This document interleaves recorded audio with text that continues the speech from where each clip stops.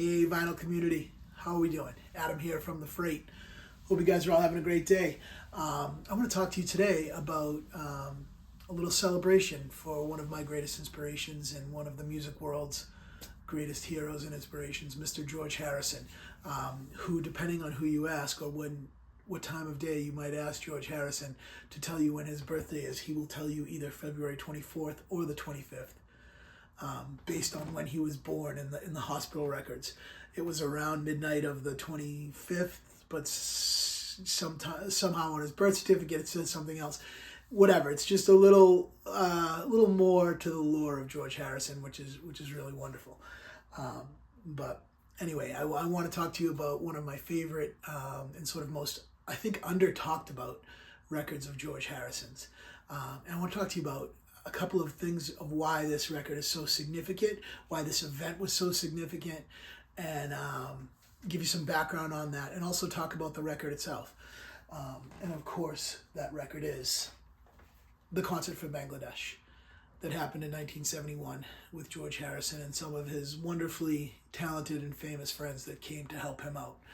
I'm going to get into talking a lot about that in this video.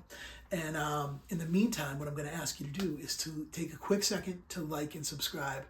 Really helps me out, helps me to get this content out to you guys. I love talking about records and the Beatles when I can with you guys. So if you like what I'm doing, please give a like and subscribe. Really goes a long way towards supporting me. So, Concert for Bangladesh. Let's talk about it. Let's get into it. There is so much to talk about with this. Some background, the time frame. Let's start with the time, the when. We're talking about 1971. The Beatles they've released Let It Be. They're freshly broken up within the past year. There's all the back and forth in the press about who's suing who, and Alan Klein and Paul McCartney, and whose fault is it, and John and Paul going back and forth at each other with their songs, and whole lot of drama going on in the world in that time of the Beatles. Now, one of the most interesting things that cannot be overstated is at this point in 1971, Georgeharrison absolutely, unequivocally, hands down, was the most successful solo Beatle. He had released All Things Must Pass, hit number one with My Sweet Lord, was having all sorts of amazing success with this triple LP that he released that was really, I think many would consider, probably rightfully so, George's masterpiece. All Things Must Pass is an incredible album. There's a lot of All Things Must Pass contained in the Concert for Bangladesh. So, I think it's really important to get in that headspace to realize how important and huge Georgeharrison was at this point in time, 1971. As a lot of you may know, Georgeharrison was into Indian culture, religion, Hinduism, started exploring the music of traditional Indian music, and one of his great friends was the maestro Ravi Shankar, who is just a virtuoso on the sitar player, like truly one of the greatest to ever play. That this is the level of virtuoso we're talking about when you talk about Ravi Shankar. And, they're great friends. They did music together. George produced some records with Ravi. They have a wonderful relationship. And in this time frame, 1971, just to give you some sort of very brief, non-detailed, very generalized history to give you some context.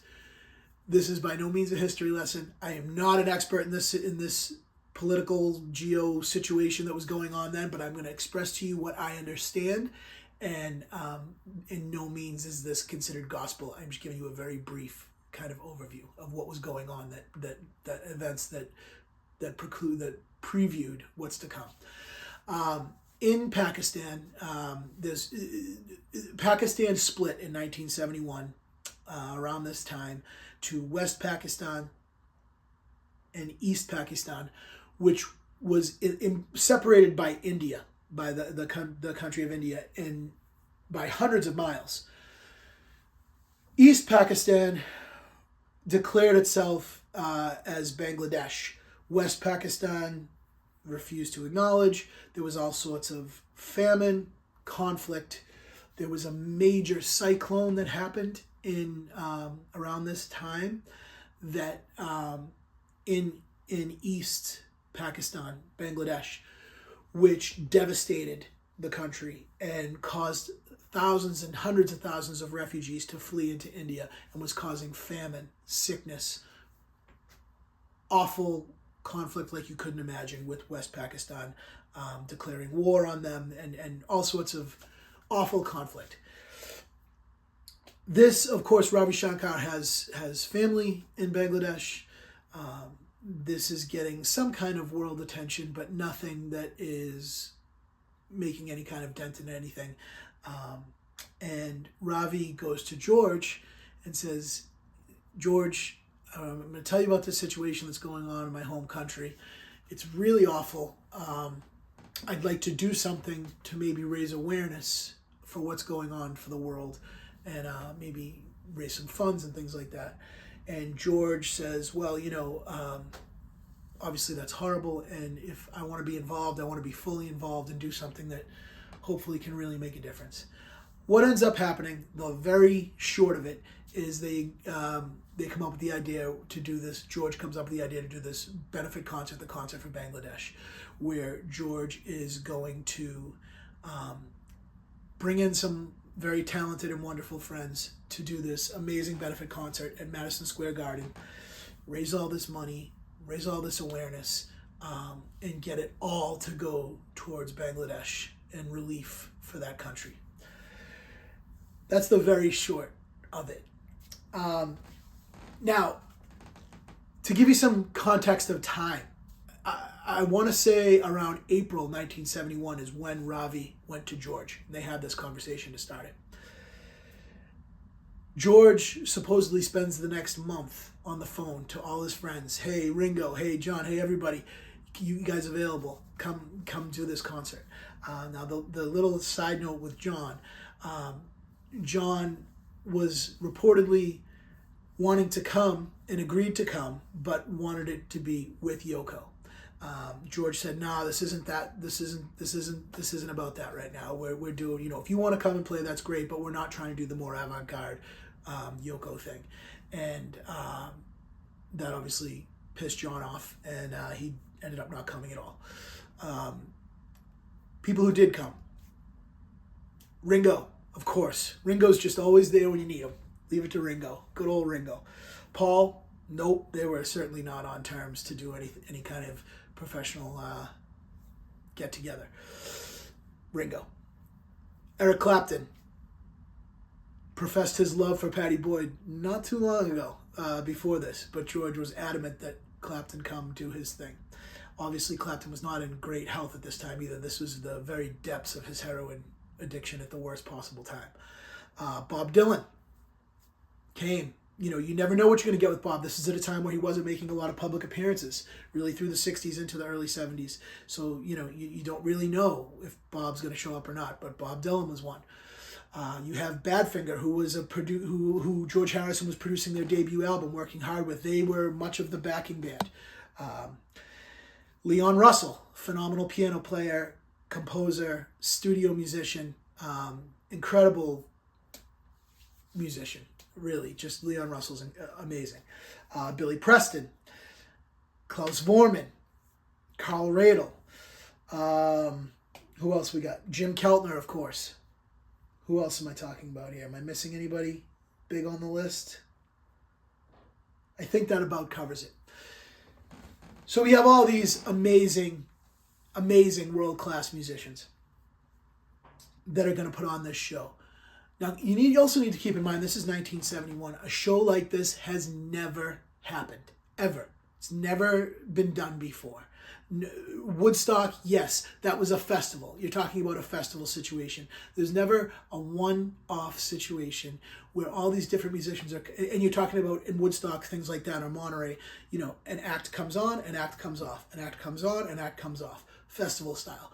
This is concert style. This is let's get our friends up, let's jam, let's make some music, all these different people, all these different moving parts. And not to mention it was done for charity, which was, again, never done in this way before. There are so many things of this that Georgeharrison started all by himself without even realizing the impact that he's having on the music community. So this happens. He starts rounding up his friends. They agree to do the show in, I want to say, I think it was around April. I don't know the exact date off the top of my head. But mid to late 1971, the show, they managed to pull it off. Clapton gets his crap together, shows up. Bob Dylan gives Georgeharrison a bit of a scare. He kind of disappears for a minute on show day and then comes back, and it goes amazingly, okay? Bob Dylan was a real highlight, and he is a highlight on this record, on the Concert for Bangladesh. He has his own side of all Bob Dylan songs, and he's the only artist that gets a side like that, which tells you how important it was that Bob Dylan's, how important his contribution was. So, to the music. The concert happens. They raise almost like $250,000 the night of the show just from concert tickets alone, just from the tickets. Wonderful. Great. That money gets sent. Georgeharrison started work with UNICEF, and that gets through them to Bangladesh. Wonderful. Awesome. Okay. Getting a little ahead of myself. Let me pause here. This would be a good time to show you about details of the concert itself and what's on this record. Awesome box. Mine, a little worse for wear, but you can get these cheaper than you think. Even a mint condition one or a really good condition one with mint records inside. My records that came with this are in mint condition. They're really beautiful. I think I got it for under $20. I want to say $15. And I just saw one the other day in a record store. Actually, I saw two. One was kind of beat up. It was like $8, but the records were great. Again, these boxes are fragile, so don't be put off by the box. And then I saw one that was in really great shape that was $20. So that's what you're looking at for this. Really worth picking up. And the sound is really good on these. It's not, I wouldn't say it's like audiophile, quote unquote, but it's really good. So as you open it up, you get your booklet. My records are out. I'll show you the records. But this is the sort of tan cardboard kind of sleeves that all the records come in. Let me show you a little bit about the book. The book is great. It really is. The book is awesome. This is the book that comes in it. Here's the front cover. The back cover. Again, my book has some staining on it, a little worse for wear, but here you can see perfect. Here's a map of India, West Pakistan, East Pakistan, so you get an idea of how much land was in between them and the area of where the conflict was going on. So now, I'm just going to flip through this really quickly, give you some, here's the track list for the records. It's a 3-record set. You can see Bob Dylan has his own side, some awesome George songs. Leon Russell has a few tracks on the side. Really great stuff. The music on here is fantastic. It starts off with Bangladesh, which is a traditional Indian piece by Ravi Shankar and his band. What's funny about this is Ravi, in the beginning, you can hear it on the recording too.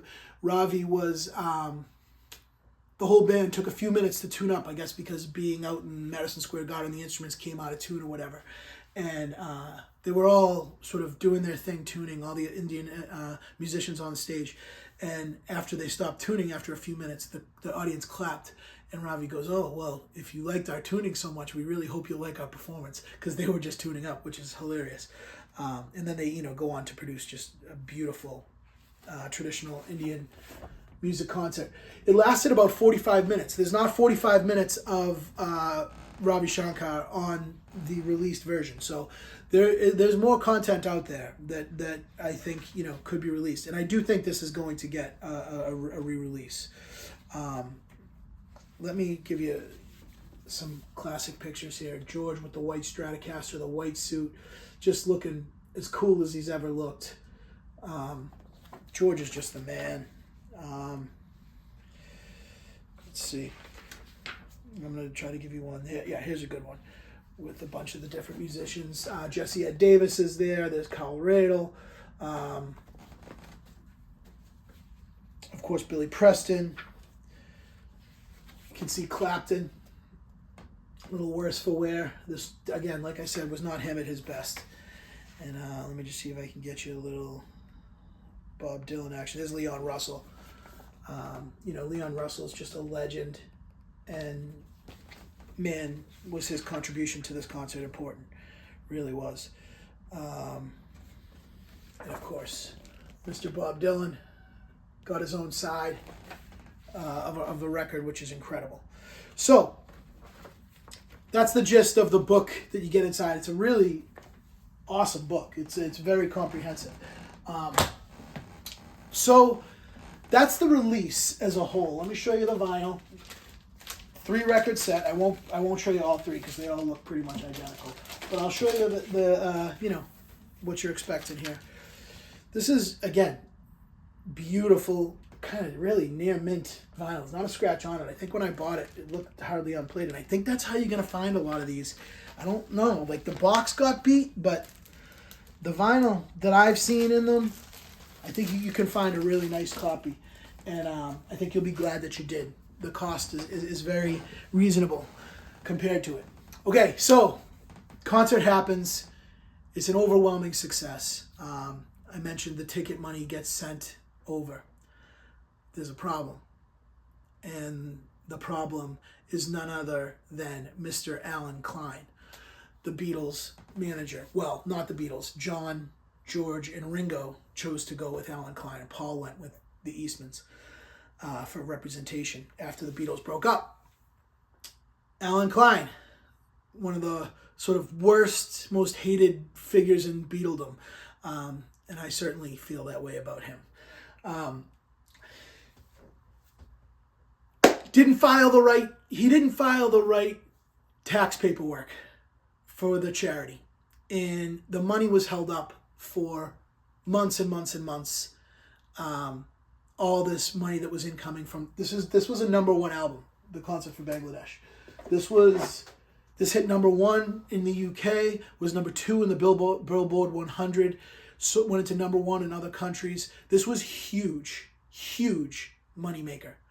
Not to mention, that's just the record sales. Not to mention, there was a movie.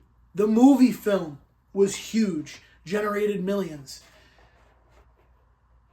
That was, again, held up. All that money, all the proceeds were held up by Alan Klein's failure to produce the paperwork, and Capitol Records in the U.S., I know, was a big stickler. They insisted on getting money, a cut of the records. They were the only ones to get paid, to insist on getting paid. The only company out of all the moving parts, Apple and everything like that, Capitol Records insisted on getting a cut of the records.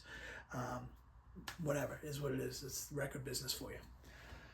This is important information because this started George on the mindset of starting to realize, in the Beatles, really, George and Ringo, John and Ringo too, to start to say, all right, Alan Klein, maybe his stock's going down a little bit. Regardless, that's not what this video is about, Alan Klein, but don't get me started. So, eventually, George goes on the Dick Cavett show. He talks about the Concert for Bangladesh. He talks about the movie. He threatens, he looks right at the screen and he says, listen, if you don't release this, I will release it now. They end up releasing it. The money gets sorted out. Millions of dollars get sent to Bangladesh in, around this time frame.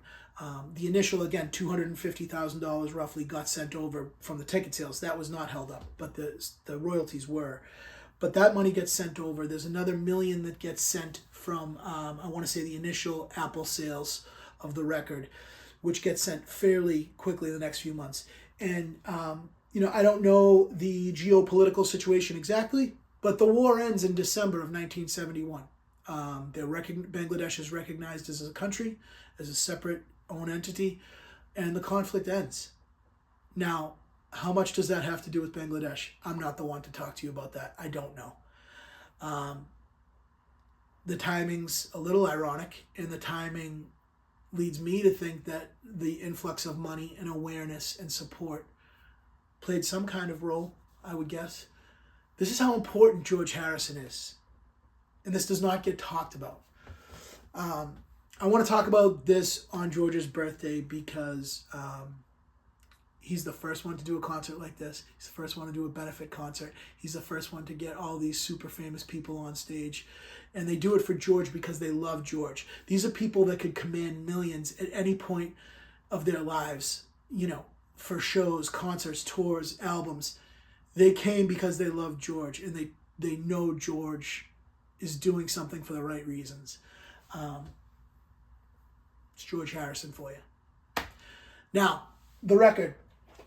I think this is getting a reissue this year. And if not this year, I would say next year. I think it was in the works. The last few years obviously held a bunch of things up. 2005, they re-released the DVD movie with extra bonus footage, and it's really great. It has so much footage in there. Really worth picking up and watching. Last year, they also released the concert for Bangladesh for streaming platforms, which was big. It was never on the streaming platforms. I think there's a release coming in the future of this. I think it's going to be repackaged. I think you're probably going to get one of those Uber Super Deluxe boxes that, you know, very few people can afford. But it's probably going to happen, and I think it could be really worth it, especially if they do a good job with the audio, because there's a lot of really good stuff there. It could be great. It could be really great. This is important. This deserves a high-quality reissue. And I hope they make it so it's not crazy expensive for people, and so that people can get a wonderful package, a better package, one that's not going to fall apart on them for this. It's great, and it deserves it, and George deserves it, and I don't want to ramble too much longer. I gave you guys a lot of information, a lot of stuff to chew on. Pick up a copy of the concert for Bangladesh. You won't regret it. It's fantastic. The music's fantastic. Bob Dylan's set is fantastic. He plays a lot of classics that he hadn't played in a long time. And he did it for George. You know, this is what people do for Georgeharrison because of how much they love him. And rightfully so. All right. There's my video. Concert for Bangladesh. I hope you enjoyed it. Please like and subscribe. I had a blast making this for you. I hope I was able to shed a little bit of light on not just the record and the packaging of the vintage release, but a little information about the concert, why it was so important, why George was so important, why George is just the man, and I hope we can all celebrate George. Spin a George record over the next couple days for George's birthday. Think about him. All right. Peace and love.